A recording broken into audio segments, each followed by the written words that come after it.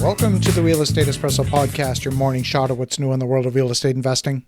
I'm your host, Victor Minash. On today's show, we're talking about money and how money has increasingly become fluid.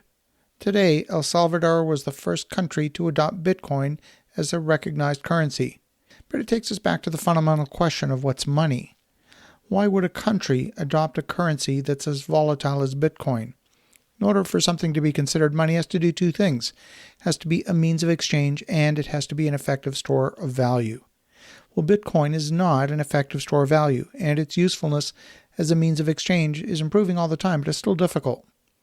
El Salvador made the announcement in June at a cryptocurrency conference in Miami to adopt Bitcoin as an additional national currency.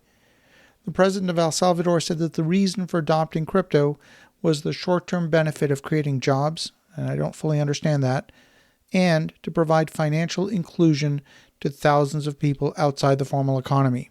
I think that second part is the real reason.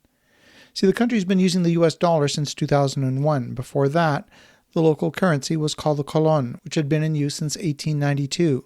When El Salvador adopted the US dollar in 2001, they did not remove the colon as valid legal tender.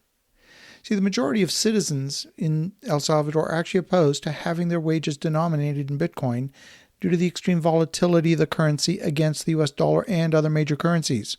There's a real fear that the purchasing power can be eroded overnight. And furthermore, while you can pay your taxes in El Salvador in Bitcoin, so far, the Salvadoran government has said that the taxes will be calculated in US dollars. El Salvador is a poor country, relatively speaking. There's a large percentage of the population that don't own a cell phone, and many who do own a cell phone can't afford a data plan. So using a digital wallet without a data connection is clearly problematic. So when I hear the President of El Salvador speak, what I'm hearing is they're having a hard time even observing the economy as it's happening underneath them. Much of the economy is happening in cash with no income reporting to central tax authorities. It's hard to tax transactions you can't see. Is the person bartering a chicken for a basket of mangoes going to pay tax on the sale of the chicken? I doubt it. And if they're paying in cash in US dollars or in colon, are they going to inform the tax authorities? That too is questionable. This is similar to the move that was made in India back in 2016 to demonetize the 500 rupee and 1,000 rupee banknotes. They too saw that too much of the economy was happening at the street level outside the banking system, and it's hard for the tax authority to tax what it can't see. Back in 2011, Italy outlawed cash transactions over 1,000 euros.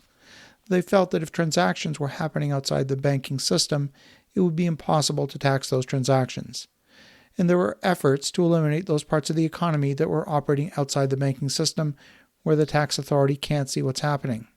When the tax authority has visibility of every transaction in your bank account, you should be very concerned that they will eventually unilaterally take any tax that they think that they're owed.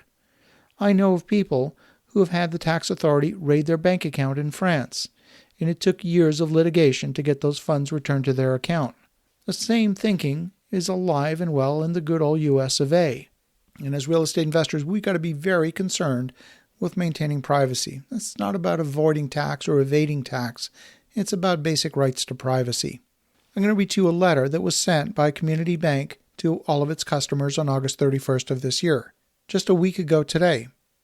And the letter says, and I quote, "As your community bank, we want our customers to know the facts, especially when it relates to concerning developments around public policy that exposes your financial privacy. The Biden administration has proposed requiring all community banks and other financial institutions to report to the IRS on all deposits and withdrawals through business and personal accounts worth more than $600, regardless of tax liability. This indiscriminate, comprehensive bank account reporting to the IRS could soon be enacted in Congress and will create an unacceptable invasion of privacy for our customers. We work for our customers and our community, not the IRS. Join us in telling Congress that proposed IRS bank account profiling is intrusive and indiscriminate for our customers." Now, when you read the language of the American Families Plan, and I've actually gone and read that document, there's a 24-page document that describes the tax compliance initiatives that seek to close the tax gap. That is the difference between the taxes owed to the government and the taxes actually paid. According to analysis by the Treasury, the tax gap totaled nearly $600 billion in 2019 and is expected to rise to about $7 trillion over the course of the next decade if left unaddressed, roughly equal to 15% of the taxes owed. For those who are employees, the tax compliance is pretty good, but for the self-employed and those with less traditional sources of income, the IRS believes that compliance on less visible sources of income is estimated to be just 45%. Now, in the tax code, the amount of money you have is not what you get taxed on. It's about how you receive the money that determines whether you owe tax and how much. The opportunity for error and misappropriation of citizens' funds are multiplied with the wholesale invasion of individual bank accounts. The tax code is complex, and the specifics of each circumstance matter when it comes to determining which rules apply and whether those rules apply to you. This is a time when you should be in touch with your elected officials and let them know what you think about this latest overreach initiative.